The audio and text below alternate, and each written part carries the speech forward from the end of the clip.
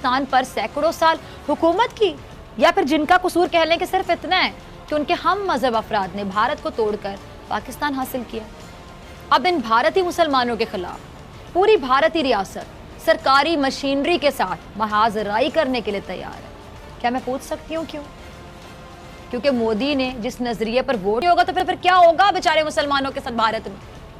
جب حکومت کرنے والا مودی ہوگا، اس کا نظریہ آپ سب کے سامنے کسی سے ڈھکا چھپا نہیں ہے۔ یہ پہلی ریاست ہے، یہ پہلی حکومت ہے جو اپنے ہی شہریوں کے خلاف اور اپنے فیصلے کے حق میں کرائے گئے جو لوگ ہیں ان سے احتجاج کروا رہی ہے۔ کہ لوگ اگر کہہ دوں تو غلط نہیں ہوگا، ان لوگوں کو پتہ بھی نہیں ہے یہ کس کی حمایت کے لیے آئے اور کیوں آئے، لیکن ان کے ذہنوں میں، ان کے دلوں میں اپنے ہی لوگوں کے خلاف صرف اس لیے نفرت بھری جا رہی کیونکہ وہ مسلمان ہیں، اور اس نفرت کو وہ تنظیم فروغ دے رہی ہے جس کا رکن نریندر مودی ہے۔ وہ تنظیم سرکاری طور پر بھارت کے ہندوؤں کو مسلمانوں کے خلاف ایک عرصے سے، میں بتا رہی ہوں، یہ لمبی پلاننگ چلی ہے۔ ان میں سے کوئی مسیحی نہیں ہے اور مذہب سے تعلق رکھنے والا کسی اور سے آپ کو نظر نہیں آئے گا، صرف ہندو، کسی اور مذہب کا کوئی بندہ نظر نہیں آئے گا۔ اس کے بعد اس پورے ڈرامے میں جن کو یہ دہشت گرد کہہ کر مار رہے ہیں ان کا حلیہ دیکھیے، یعنی یہ تنظیم مسلمانوں کو دہشت گرد مانتی ہے، اور یہ بھارتی نیوز چینل باقاعدہ یہ کہہ رہا ہے کہ ایک خاص دھرم کے بھیس میں دہشت گردوں نے حملہ کیا تو بجرنگ دل کے کارکنوں نے کمانڈو کی طرح ان کا مقابلہ کیا۔ آپ مسلمان کو بھارت میں ایک دہشت گرد بتا رہے ہیں، سرکاری طور پر دہشت گرد ڈکلیئر کر رہے ہو۔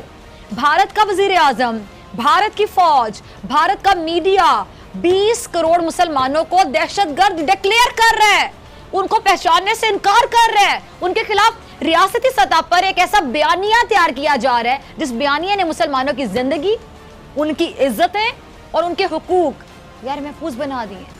اب یہ جو تنظیم ہے بجرنگ دل، اس کو جس طرح بھارت ٹریننگ کیمپس، بچہ کوئی بھی ہو سکتی ہے، لیکن بھارتی ریاست نے یہ فیصلہ کر لیا کہ بھارت سے مسلمانوں کو بے دخل کرنا ہے۔ لیکن ایک بات میری سمجھ سے باہر ہے، بھارت یہ تجربہ دہائیوں سے، میری رائے کو، اور اس کا عزم، وہاں بسنے والے ہر مسلمان کا عزم یا حوصلہ پہلے سے زیادہ مضبوط نظر آتا ہے۔ یہ بھی غلط نہیں ہوگا۔ آپ نے کبھی سوچا کیوں؟ کیونکہ اگر حق کی آواز کو ہتھیار سے دبایا جا سکتا تو پھر کربلا برپا نہ ہوتی۔ یاد ہے نا کربلا؟ کیا ظلم کی انتہا نہیں ہوئی تھی کربلا میں؟ ہوئی تھی، بہت ہوئی، کہ آج تک ہم یاد کرتے ہیں۔ اگر حق کی آواز کو اگر طاقت سے کچلا جا سکتا تو پھر آج دنیا بھر میں حسین کا نام لینے والا کوئی نہ ہوتا۔ اگر حق کی آواز کو جبر سے خاموش کروایا جا سکتا تو پھر آج یزید ہیرو ہوتا، لیکن ایسا نہیں ہوا، نہ کبھی ہو سکتا ہے، نہ کبھی ہوگا۔ کربلا وہ جنگ تھی جس میں خون نے تلوار پر فتح حاصل کر کے یہ بتایا، مظلوم کمزور کو نہیں کہتے، مظلوم مجبور کو نہیں کہتے، بلکہ مظلوم بے قصور کو کہتے ہیں۔